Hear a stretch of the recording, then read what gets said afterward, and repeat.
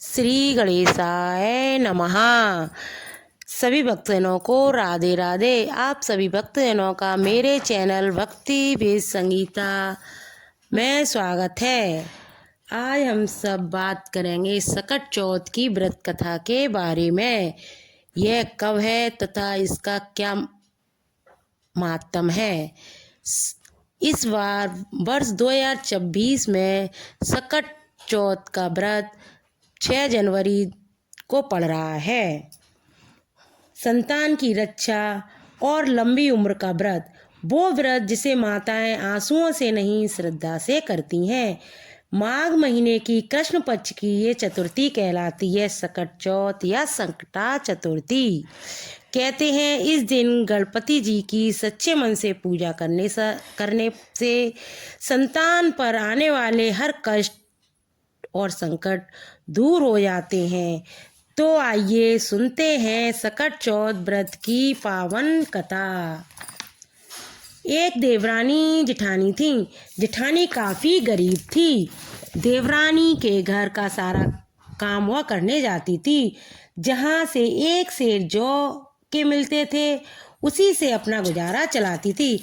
एक दिन सकट चौथ पड़ी। जेठानी ने उस दिन देवरानी के घर न जाकर अपने घर में बथुआ की पुड़ियाँ बनाकर कहानी सुनी और व्रत किया।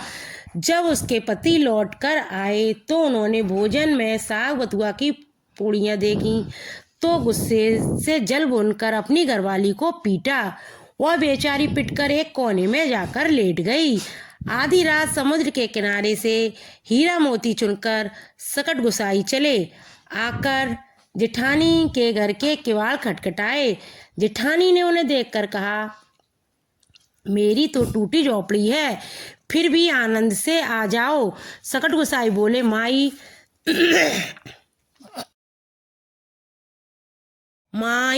मुझे हंगास लगी है। तो अब बोली, एक कोने में आप भी कर लो, बच्चों की साफ करूंगी तो आपकी भी साफ कर दूंगी। सकट गोसाई ने कहा, माई मैं साफ कहाँ करूं। तो अब बोली, पहुँच लो मेरी दुखिया के ललाट से। इतना कहकर सकट गोसाई अंतर्धान हो गए। जब वह जेठानी उठी तो उसने देखा कि झोपड़ी में हर झोपड़ी की जगह महल खड़ा है और चारों ओर हीरा मोती झिलमिला रहे हैं। उसका अपना माता स्वयं चमक रहा है था हीरे मोती के मुकुट से। जब वह सामान उठा कर रख रही थी तभी देवरानी यहाँ पता करने आई कि 2 दिन से जेठानी काम करने क्यों नहीं आई। जब वह जेठानी के घर आकर पूछने लगी तो उसके बाल बच्चों ने कहा, अब तुम हमारे घर का ही काम कर जाओ। देवरानी ने पूछा कि तुम ये सब धन कहाँ से चुरा लाई हो। जेठानी बोली, मैंने किसी का धन नहीं लिया, मुझे तो सकट गोसाई दे गए हैं। और उसने सारी घटना देवरानी को सुना दी। देवरानी ने सोचा, अब की सकट चौथ आने पर मैं ऐसा ही करूँगी। दूसरी साल जब सकट चौथ आई तो देवरानी ने अपने घर में खूब पूरी पुआ सेके। अपने पति से बोली कि जब तुम काम से लौटना तो मुझे खूब मारना। जब रात को कोलू की पाड़ पी खाकर सकट गोसाई आए तो देवरानी के किवाड़ खुलवाए। देवरानी ने कहा, महाराज उसके यहाँ क्या था, मेरे यहाँ बढ़िया किवाड़ है, अंदर चले आओ। उन्होंने कहा, मुझे भूख लगी है। देवरानी बोली, मेरे यहाँ भरी छवरिया पूरी पुआ रखे हैं, आप खुद पेट भर कर खाओ। सकट गोसाई बोले, माई नींद लगी है। तो वह बोली, सूत के पलंग पर सो जाओ। सुबह उठकर सकट गोसाई बोले, हंगास लगी है। तो वह बोली, यहाँ तो इतना बड़ा महल है, जहाँ चाहे कर लो। सकट गोसाई बोले, किससे साफ करूँ। तो बोली, पहुँच लो मुझ भाग्यवान के ललाट से।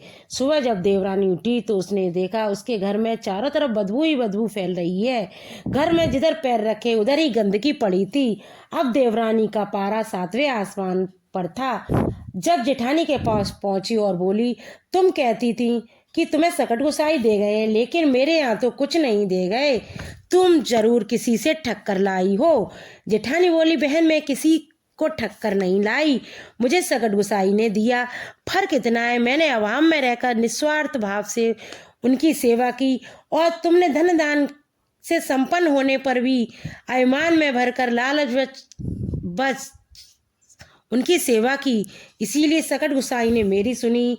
वह सब की इसी तरह सुने जैसे मेरी सुनी।